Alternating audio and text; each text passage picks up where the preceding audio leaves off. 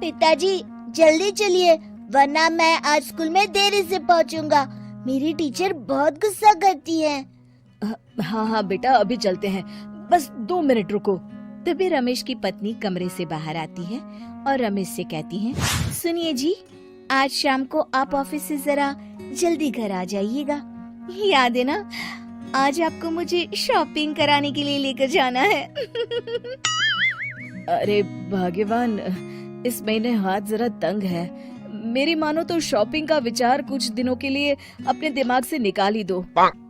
मैं तुम्हें अगले महीने पक्का शॉपिंग कराने ले जाऊंगा। अभी मुझे चलना चाहिए, वरना राजू को स्कूल पहुंचने में देर हो जाएगी। देखिए जी, अब आपके ये बहाने पुराने हो चुके हैं। मैं कुछ नहीं जानती। आज शाम को मुझे शॉपिंग करने जाना है, मतलब जाना है। आगे आपकी मर्जी। अच्छा ठीक है भाग्यवान, अब तुम पूरा घर सर पर मत उठाओ, मैं कुछ करता हूँ। इतना कहकर रमेश अपने बेटे राजू को लेकर वहाँ से चला जाता है। घर से निकलने के लिए रमेश जैसे ही अपनी मोटरसाइकिल शुरू करता है, तभी उसकी माँ उसे आवाज देकर कहती है, अरे रमेश, आज शाम को मुझे कुछ पैसे दे देना। याद है ना, मैंने तुझसे कहा था कि मुझे मंदिर में चढ़ावा चढ़ाना है। अरे माँ, मेरी तनख्वाह आने में अभी 10 दिन बचे हैं। अभी मेरे पास बिल्कुल पैसे नहीं है। हाँ, मेरी तनख्वाह मिलते ही मैं तुम्हें पैसे दे दूंगा।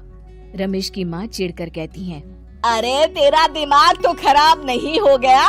मैंने तेरे भरोसे मंदिर के पुजारी जी से वादा कर दिया है और तू कह रहा है कि पैसे नहीं है। अब मैं पुजारी जी को क्या जवाब दूंगी? तुझे तो मेरी इज्जत की भी कुछ परवाह नहीं है। अच्छा ठीक है माँ, अब तुम गुस्सा मत करो, मैं शाम तक कुछ इंतजाम करता हूँ। इतना कहकर रमेश वहाँ से चला जाता है। फिर दोपहर को जब रमेश अपने दफ्तर में बैठा होता है, तब उसे अपनी पत्नी और माँ की बातें याद आती हैं।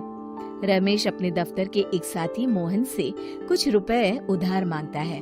अरे भाई मोहन, मेरा एक छोटा सा काम कर दो, मुझे कुछ रुपयों की सख्त जरूरत है।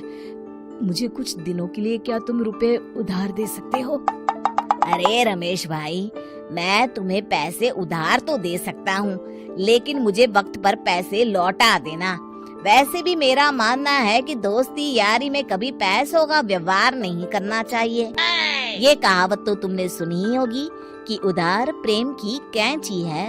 मैं नहीं चाहता कि पैसों को लेकर हमारा रिश्ता खराब हो। अरे मोहन, तुम बिल्कुल चिंता मत करो, मैं तुम्हारे पैसे वक्त पर लौटा दूंगा।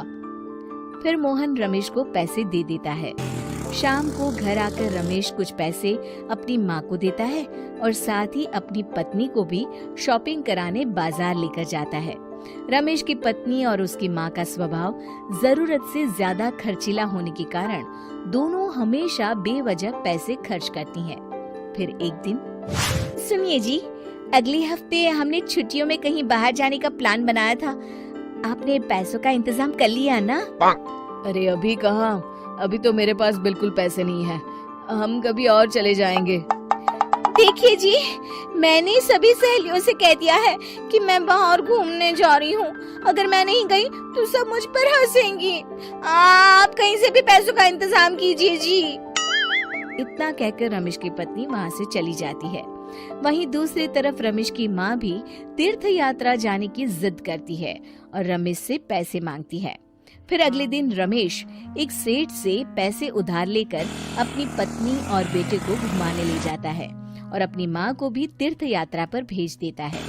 लेकिन जैसे ही रमेश अपनी छुट्टियाँ बिताकर वापस आता है, कर्जदार उसका जीना मुश्किल कर देते हैं। इतना ज्यादा कर्ज एक साथ अपने ऊपर देख रमेश काफी परेशान रहने लगता है।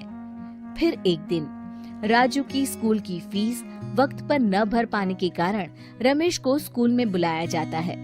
स्कूल के प्रिंसिपल साहब रमेश को सख्त हिदायत देते हैं कि अगर वक्त पर स्कूल की फीस नहीं भरी गई तो उनके बेटे का नाम स्कूल से काट दिया जाएगा। अपने बेटे की स्कूल की फीस भरने के लिए रमेश अपने दोस्त गिरधारी से कुछ पैसे उधार ले लेता है और स्कूल की फीस भर देता है। रमेश की माँ और उसकी पत्नी खर्चे और घर की जिम्मेदारी संभालते संभालते धीरे धीरे रमेश पूरी तरह कर्ज में डूब जाता है और तभी एक दिन दफ्तर में काम करते समय रमेश की तबीयत अचानक बिगड़ जाती है और वो बेहोश होकर गिर पड़ता है। उसे जल्दी से पास के एक अस्पताल में भर्ती कराया जाता है। रमेश के घर वालों को ये बात पता चल जाती है तो वे सभी अस्पताल पहुंचते हैं। अस्पताल के डॉक्टर साहब उन्हें बताते हैं, देखिए, देर रात तक जागने और जरूरत से ज्यादा काम करने की वजह से इन्हें चक्कर आ गया था। बेहतर यही होगा कि इन्हें कुछ दिनों के लिए पूरी तरह आराम करने दिया जाए।